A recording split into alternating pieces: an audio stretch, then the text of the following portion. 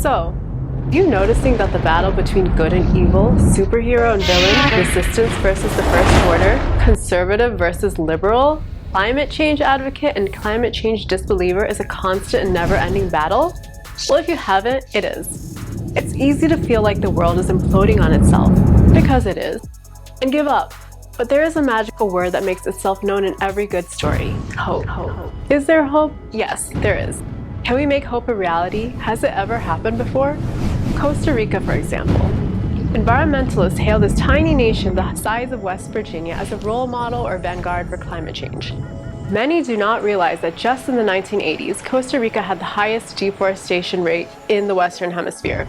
It took real superheroes, meaning everything from politicians, biologists, private landholders, the national government, and foreign aid from NGOs to facilitate the transformation from laggard to leader in the international landscape addressing climate change. It was in no way an easy road and took the cumulative effort of many parties and progressive policies such as Foresta, or payments for environmental services, or in short, PSA, which basically provided money or funds to private land and business owners for environmental services.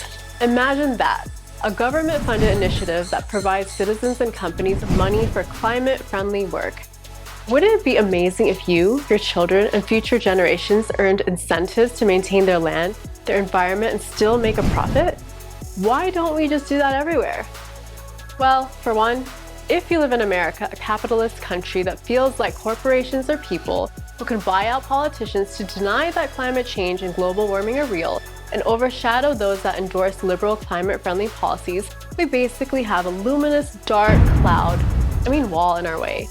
Literally, money is being put towards conservative agendas, like the wall at our southern border, that facilitate the top 1% and leave the rest to burn or drown, literally.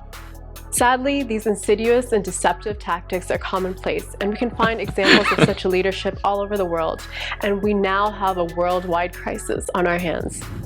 So, what can you do? For one, know the heroes and the villains. After all, knowing is half the battle. History is full of them, from the dawn of mankind to those who championed for decreased energy consumption and renewables, like Jimmy Carter, and those who lifted bans to allow more energy consumption and oil production, pretty much every president since Ronald Reagan. And let's not forget about Chico Mendes, an environmentalist from Brazil, who was assassinated for trying to preserve the Amazon rainforest against deforestation, and Kenyan activist Wangari Maathai, Africa's first environmentalist, not to mention first woman to win the Nobel Peace Prize for a contribution to sustainable development, democracy, and peace. Her lifelong work included protesting the Kenyan government's giving away of public forested land for political support, and expanding the Pan-African Greenbelt Network to combat issues such as deforestation, water crisis, and rural hunger. Both of these environmental advocates embody everything we and the Mother Earth want. Now let's talk about everything we don't. Like former Representative of Montana, Ryan Zinke, also former Secretary of the Interior who is responsible for the management and conservation of federal land and resources, but has multiple investigations for agreeing to sell public land to oil and gas companies. Montana, guys, Yellowstone. Former presidents didn't gift these national parks to future generations only to have a deceptive wolf in sheep's clothing outdoorsman sell them off. Or current far-right president of Brazil, Jair Bolsonaro, who has, in the words of climate scientist Carlos Nobre, made the Amazon completely lawless in conservation and deforestation, preservation of indigenous land, and has empowered the environmental criminals to cause catastrophic damage to the lungs of our planet. Or as expressed by former President Lyndon B. Johnson, if future generations are to remember us with gratitude rather than contempt, we must leave them something more than miracles of technology. We must leave them a glimpse of the world as it was in the beginning, not just after we got through with it. We must not only protect the countryside and save it from destruction, we must restore what has been destroyed and salvage the beauty and charm of our cities. Once our natural splendor is destroyed, it can never be recaptured. And once man can no longer walk with beauty or wonder at nature, his spirit will wither and his sustenance be wasted. These lands, the vast territory we call home from sea to shining sea, do they really belong to anyone?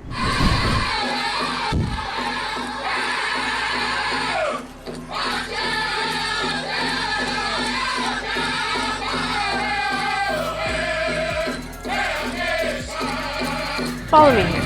Since 1785, the United States of America government distributed land that, mind you, was already occupied to Revolutionary War soldiers for reward for their services, and to pay for war debt, and raise money to rebuild the nation. In order to divide the land, it had to be surveyed. The U.S. Bureau of Land Management still controls the survey, sale, and settling of new lands. This land that didn't even originally belong to settlers wasn't gifted for countless generations with the purpose of eventually being resold to oil and gas developers. Does that really make sense? Personally speaking, why not try something like Costa Rica, where instead of strip mines, oil spills, and so much trash that you have to ship it to China? Not China anymore. Okay, the Philippines. No, not there anymore. Or how about a street corner near you?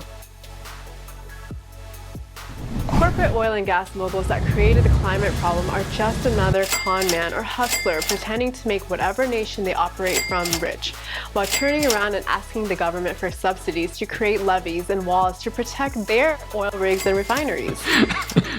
It'd be like the con man Madoff stealing money, building a wall around his house, and then asking the government to clean up the streets around his place because it doesn't feel safe.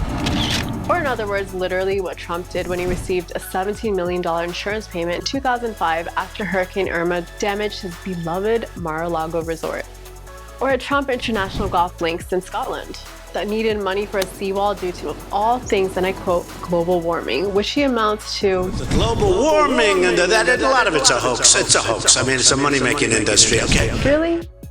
The same people responsible for extreme heat, famine, millions dead by 2040, and let's not forget over 1 million living species extinct in 2019, want to get protection from our taxpayer money? They want a bailout, but not just a bailout. They want continual subsidies for a fossil fuel industry that isn't helping anyone but themselves, while discriminating against zero carbon footprint, clean, green, renewable energy. This is deceptive. This is wrong, and worse yet, this is happening right now.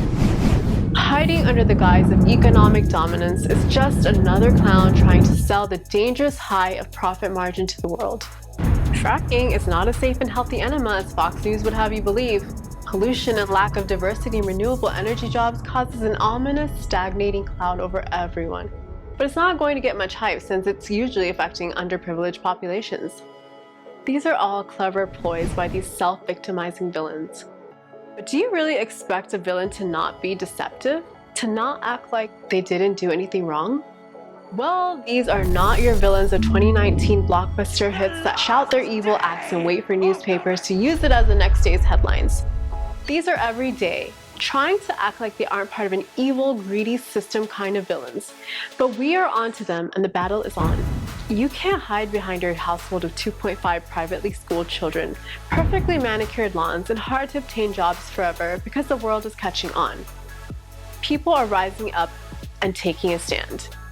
YouthGov, for example, a group of kids that sued the United States government saying the government's actions and inaction in the face of global warming violate their fundamental constitutional rights to freedom from deprivation of life, liberty, and property. Their age is central to the argument. For older Americans, the potentially catastrophic effects of climate change are a problem, but ultimately an abstract one. Today's children, however, will be dealing with disaster within their lifetimes, unlike the older nullifying, asleep at the wheel boomer generation. Unlike the next generation of climate activists like Greta Thunberg from Sweden, Vanessa Nakate, a young Ugandan climate justice activist. And let's not forget, on the home front, Alexandria Ocasio-Cortez and Senator Sanders, who promote change and innovation through the Green New Deal.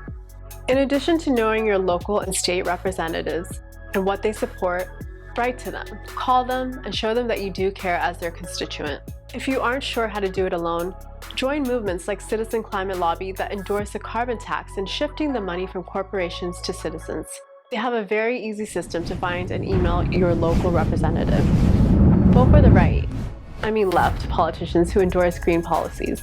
Attend and sponsor initiatives to move government aid to safeguard and establish parks and green space to help balance the constant development in your area.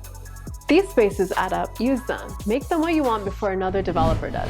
Become active in local, state, and national development projects that negatively impact preserved areas. Support these guys. Natives of every nation. For millennia, the original inhabitants of the earth lived in balance with their ecosystem, allowing biodiversity to do its thing. It's not simply a piece of land to sell to someone who can get a short-term profit. What Costa Rica shows us is that private citizens, if given tax breaks or incentives for the land, will opt for more environmentally friendly economic strategies on a national level rather than solely relying on residential, commercial, and corporate development. Perhaps the rest of the world can join Costa Rica, where some assessments suggest that the forests have now recovered to 1950s levels, encompassing 52.38% of the country. The PSA model has become a model for PES programs elsewhere. There will always be evil in the world, villains bent on self-aggrandizing and destruction, but there should always be the counter-hero to make the story that much sweeter. We need, as a nation, as a planet, to get rid of the notion that we are dependent on these destructive, money and power-hungry corporations and despots. We are not. The world does not need conservative leaders in power just because we think they will accomplish something. Organization and appropriate policy making from sane, principled leaders elected by a knowledgeable electorate is all we got today, folks. The world, the universe, has an endless supply of energy that can supply our needs. In the battle between good and evil, between the dark side and the light, you have the right to place yourself on the side that benefits the majority and be a force. Maybe you never thought of yourself as a superhero, but in today's world, staying home saves lives, and our previously overlooked essential workers makes you a hero. What makes you think you can't make a difference by getting on your computer and writing to whomever your leadership is? After all, whether you like it or not, we are in this epic battle together, and yes, we need you. Our community needs you. Our planet needs you.